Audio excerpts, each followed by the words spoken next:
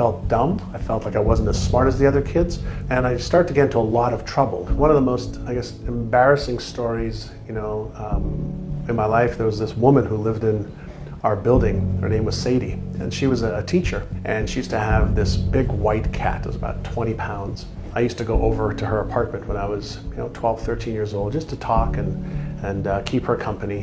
When she would leave the room, I would go into her wallet. I would take $20 or $40 from her wallet. And she was the most loving, caring, kind woman you could ever ask. And I was taking money from her. And years later, I told her. And she said to me that she knew that I was taking money from her, but she was fine with it because I was like her son.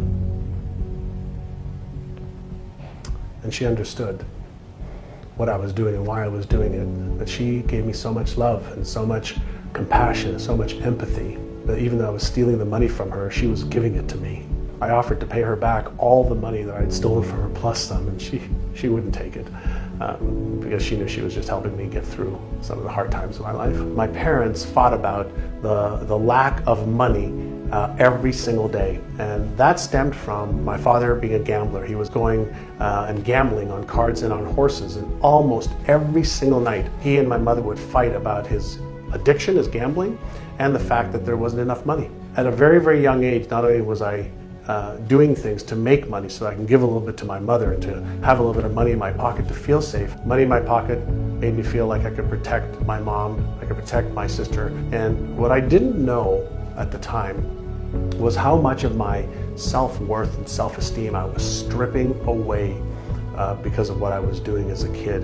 I didn't believe I was smart enough. I didn't believe I was good enough to do things legal. I didn't think I was worthy enough. And as I was getting older, I was getting into more and more and more trouble with more and more serious consequences. And I was one step away from either jail or the morgue. And in one lunch, the trajectory of my life changed. This man, Alan Brown, asked me what my goals were, and I didn't have any.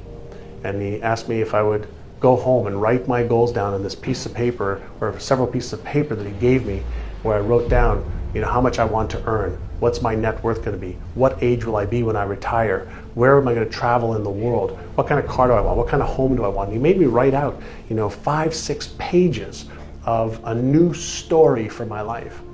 And at the time I thought he was nuts, but he also gave me the how-to.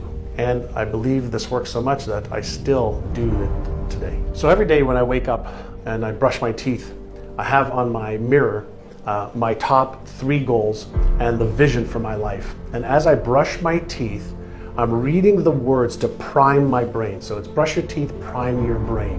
And I'm reading the words and I'm feeling what it would feel like to actually achieve the financial success I want, the physical success I want, the charitable contributions I want to make, the difference I want to make in the world.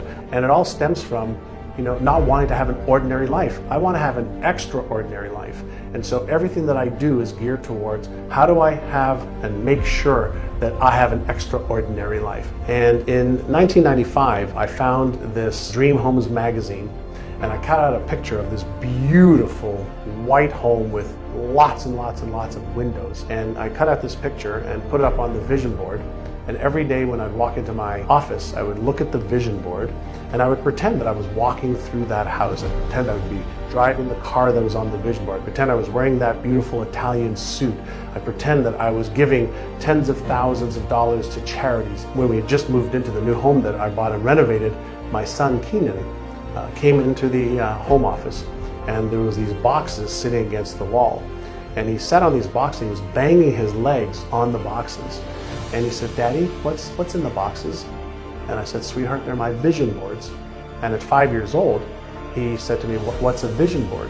And I tried to explain to him that when I have a dream that I want to achieve, I put it on the vision board. And I said to him, "Sweetheart, let me just show you one of them." And so I opened up the box, which was still sealed and had been sealed for over 3 years in boxes. And I pulled out the first vision board and looked at it. Right in the middle of the vision board was the house that we had bought and were standing in. And I looked at that, and my first thought was, how did the house that I'm living in get on that board? I thought somebody was playing a trick on me. And then tears started to come down my face, and my son said, "Daddy, why are you crying?"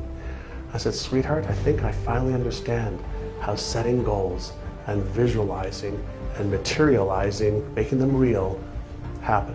What it represented for me was living an extraordinary life instead of an ordinary life.